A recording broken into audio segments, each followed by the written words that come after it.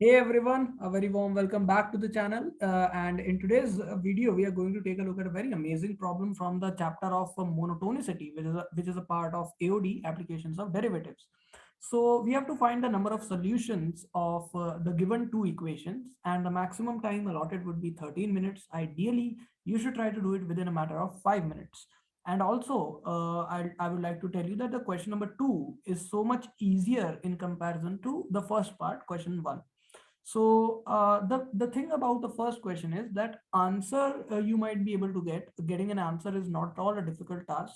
Establishing rigor and proving it for 100% sure correct answer is the difficult part. So for instance, if this question is asked in an Olympiad or in a subjective examination, what are you going to write there? So that's, the difficult part here, because uh, writing 100% perfect and correct solution is honestly very challenging for the part one question. So give it a try and then return back to have a look at the correct solution. So I hope you all have tried it out. Now the answer to this question would be, for the first part, it would be 6, and then for the second part, it would be 3. Concepts and formulas used are derivative greater than 0 implies increasing nature, derivative less than 0 implies decreasing nature, and double derivative greater than 0 means concave up, double derivative less than 0 means concave down. Method of critical points, sign scheme, graphical analysis, all of this also we should know. For the first part, let's see what we are doing. We are squaring both the sides. Of course, this won't create any extraneous roots. No extraneous roots will be generated because both the sides were anyway positive. And we have only removed the under root sign, or we have just squared it. So it won't create any extraneous roots because this is a if and only if and necessary and sufficient condition that's happening. So what we are trying to say is that whenever we have mod x equal to mod y, that can be true if and only if x square is equal to y square, right? So that's why we don't have to worry about generation of any extraneous roots. We can just square both sides. Sine square plus cos square is equal to 1. 2 sine theta by 2 cos theta by 2 is sine theta by obvious formula. So that's what we are able to write. We have also taken then cube root both the sides. So this is the expression that we get. F of x we have assumed to be this function, and this function we have assumed to be g of x.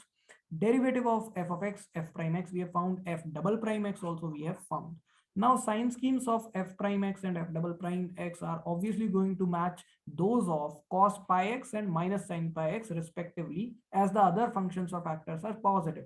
So obviously 2 by 3 power once you raise, it has to be a positive quantity, and this is a positive number. So f prime sign scheme is only going to depend on cos pi x. For f double prime x, this is positive, this is positive, only the negative sign is there, and sin pi x power is 5 by 3, which is an odd power. So if sin pi x is negative, sin power 5 by 3 will also be negative. If it is positive, then power 5 by 3 will also be positive for obvious reasons.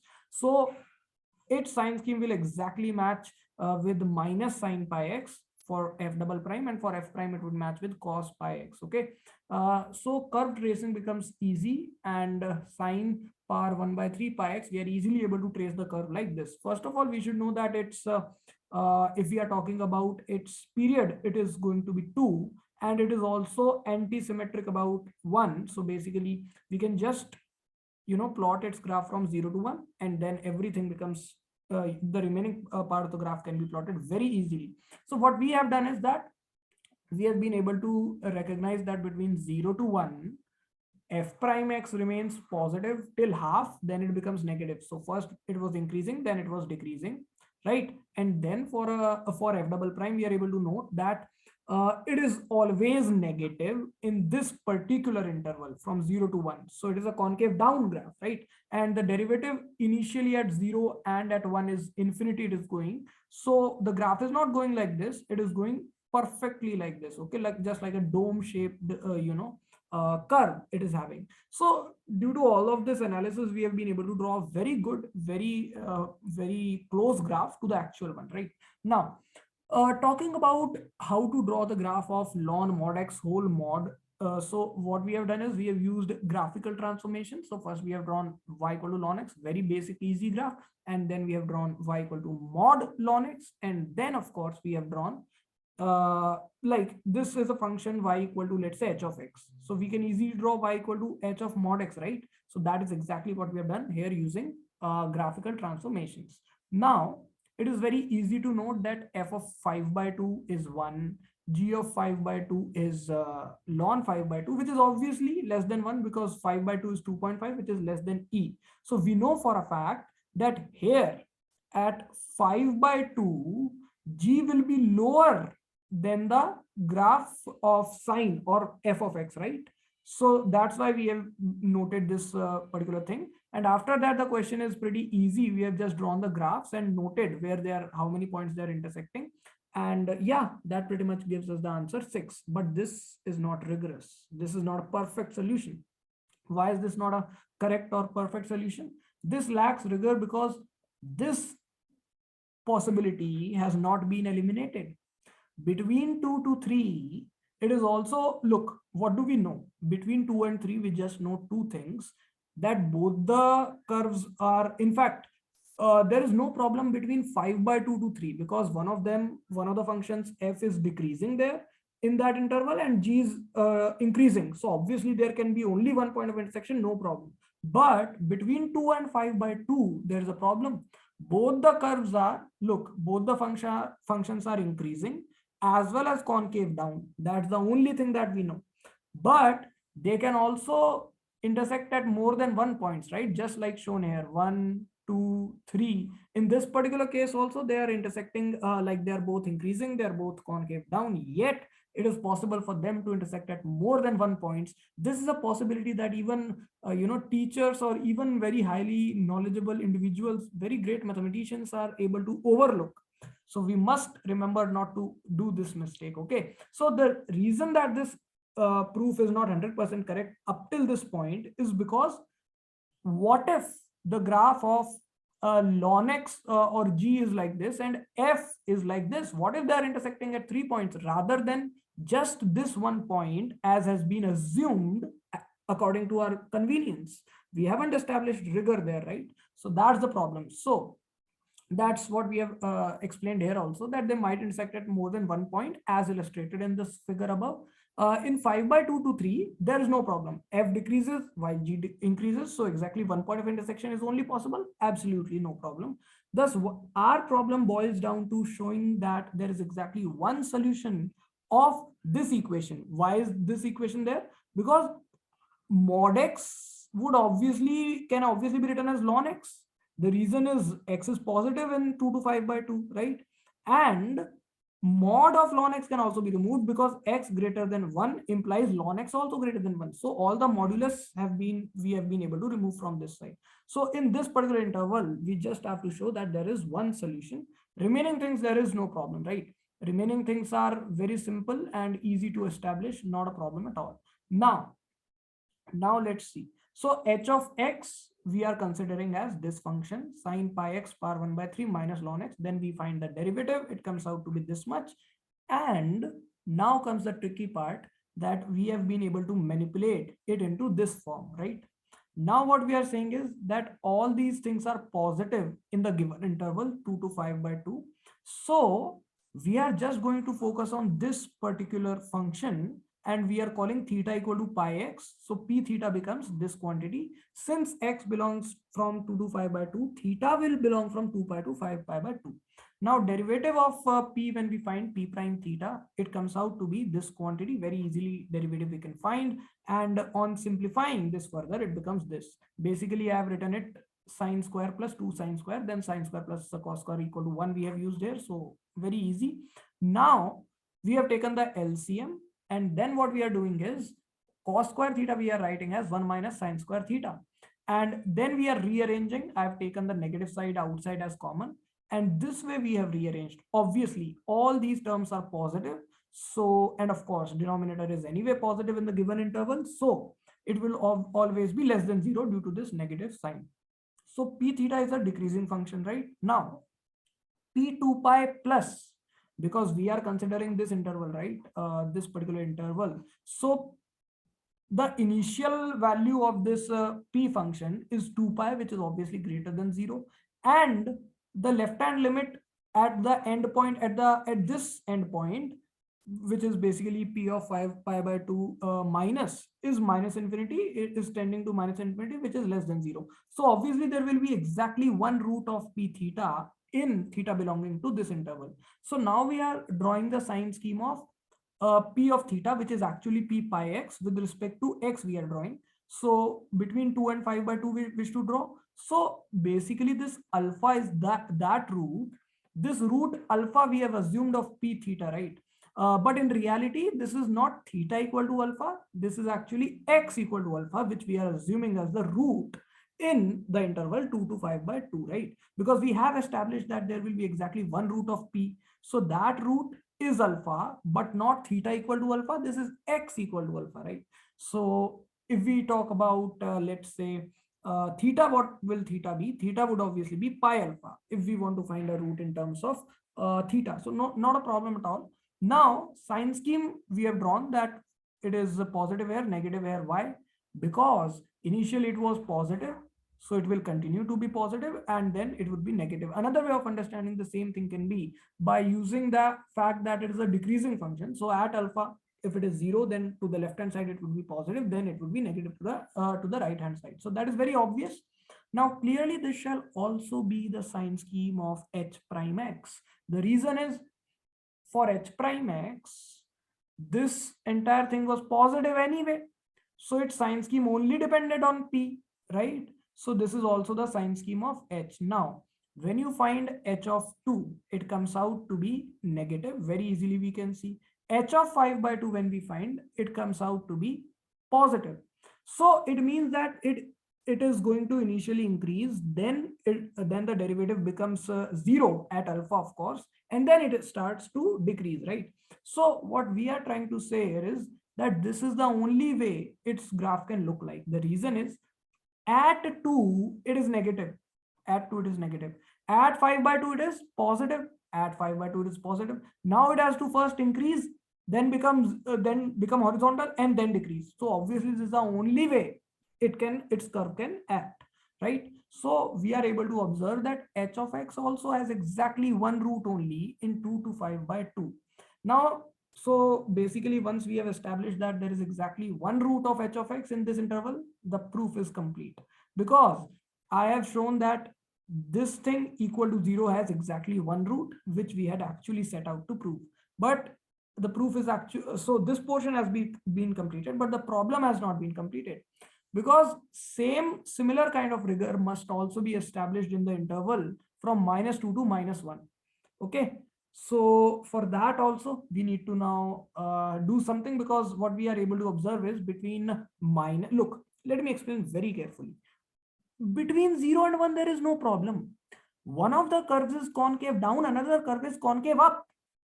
So obviously they cannot intersect at more than 2 points, and they have already been proved to intersect at 2 points. So there is nothing left to be done in this interval. The only thing that now needs to be done is in this interval from -2 to -1, because both are, we can say, both are concave down also in this interval, and increasing also, or rather decreasing, I should say, between -3 by 2 to -1, right? So once again, this possibility can be there, right? Just like that possibility was present here. So there also we need to establish some rigor. Now let's see how to do that. So what we are saying is that first let us say minus x equal to t. So since x belong to -2 to -1, t would belong from 1 to 2. So the equation basically simplifies to this. Now in 3 by 2 to 2, there is no problem. This obviously decreases while ln t increases. So exactly one point of intersection. Of course, there is no problem. But the problem would be from 1 to 3 by 2, just like the previous proof that we have completed.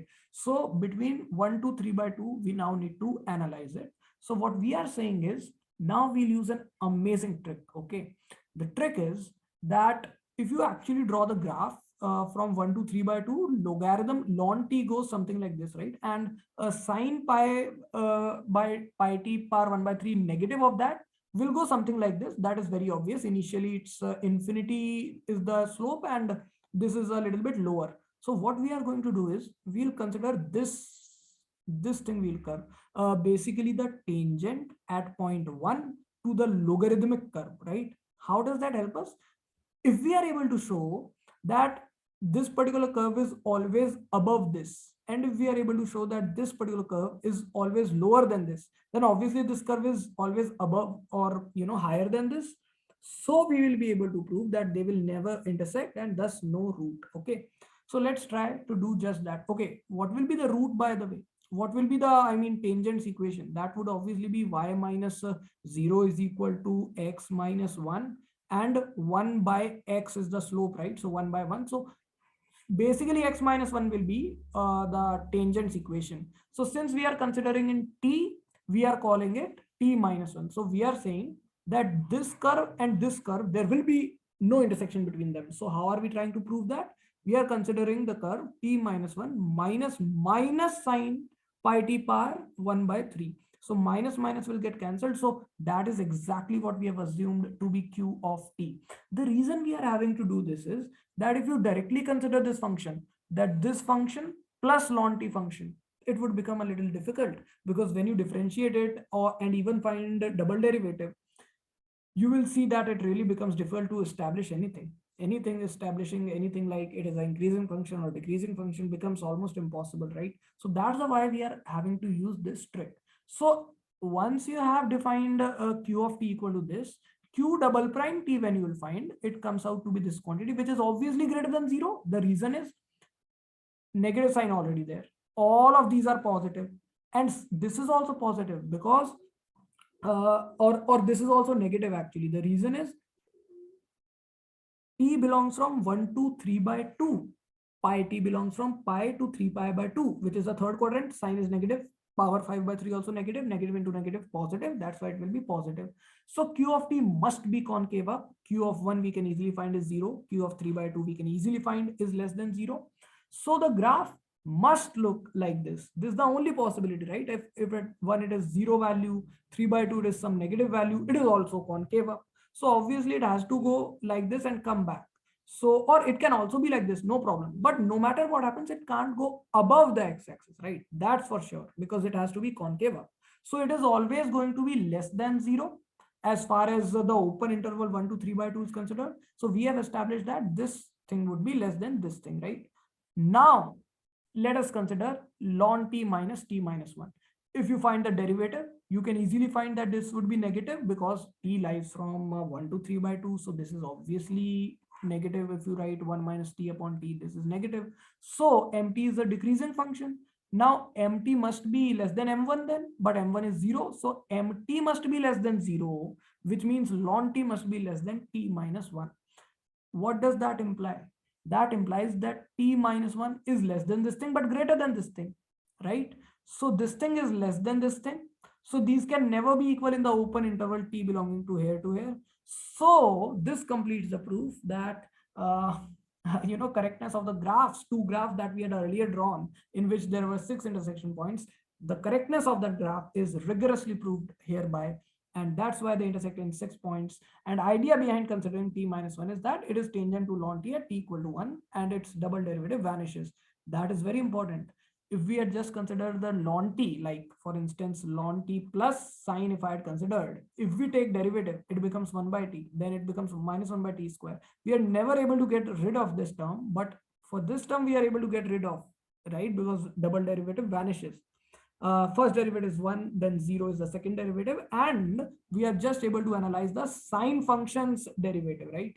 Double derivative, because this double derivative vanishes. So quite an amazing problem, absolutely no doubt about that. Now let's see question number 2, part 2. So basically this is the given equation that we wish to analyze. Now it is very obvious that for x greater than 3 by 2, 3 ln x would be greater than this. The reason is ln x would be greater than ln 3 by 2. Multiply both the sides by 3 and its cube here it becomes. So obviously this would be greater than 1 because this is 3 point something, which is greater than e. So there can't be any solutions after 3 by 2 because this thing has to be less than 1, right? But 3 ln x is becoming greater than 1. So obviously there can't be any roots after 3 by 2.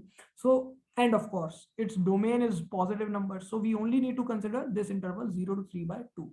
Clearly x equal to 1 is a root, very obvious. Now let us consider the function, this function minus this function, which is f of x equal to this. First, you take the interval x belonging to 0 to 1. F prime x comes out to be this quantity. Double derivative comes out to be this quantity, which is obviously negative in this particular interval. So this will be a concave down graph. F of 0 plus is minus infinity, f of 1 is 0. So, and f prime 1 basically would be 3 minus pi, which is less than 0. So it means that at 1, where its value is 0 and derivative is less than 0, its slope must have looked like this. And then it also has to be concave down, and then it also has to reach minus infinity. So obviously there is going to be exactly one root in the open interval 0 to 1. Now what about the interval 1 to 3 by 2? So let's first find the critical points of this of f of x by solving f prime x equal to 0. So that would imply this, right? It's very easy. Differentiating this is a matter, or in fact we have already differentiated it. So equal to 0 if we do, and rearranging, this is the equation that we are obtaining. Cos pi x graph would obviously look like this from 1 to 3 by 2, and minus 3 by pi x graph would obviously look like this, just like, because it is a basically hyperbola, right? Rectangular hyperbola. So that's what it will look like. Clearly they can only intersect at one single point between 1 to 3 by 2. The reason is there, one of them is concave up, another is concave down. So obviously one of the intersection points would be here, so the other would be here, and clearly they cannot intersect at more than 2 points because one is concave up, another is concave down. So that's pretty much the idea behind it. And basically then the sign scheme can be easily drawn. Before alpha, this graph is above than this, so this minus this would be negative, and here it becomes positive. That is very easy to establish, right? Just by looking at which graph is higher than the other one. So f of 1 is 0, right? F of 3 by 2, if you find, that will come out to be this quantity. Very easy to see that it is greater than 0, right? So graph of f of x must look like this. Why? The reason is, at 1 it is 0, then it must be decreasing initially, right? Decreasing function, then finally it has to reach a positive value at 3 by 2, and after decreasing it must become horizontal and then start increasing. So that is exactly what is happening here, right? So there are going to be exactly 3 roots. For from between 1 to 3 by 2 there is one root, 0 to 1 there is one root, and 1 of course is a root, x equal to 1. So all together there are 3 total roots. So quite a roller coaster ride for problems based on monotonicity, but I hope you all were able to enjoy it thoroughly and gained some learning experience through this. Make sure you like the video, comment down below what more you would like to see next, and subscribe to the channel, hit the bell icon to never miss an update, and I'll see you all in the next one.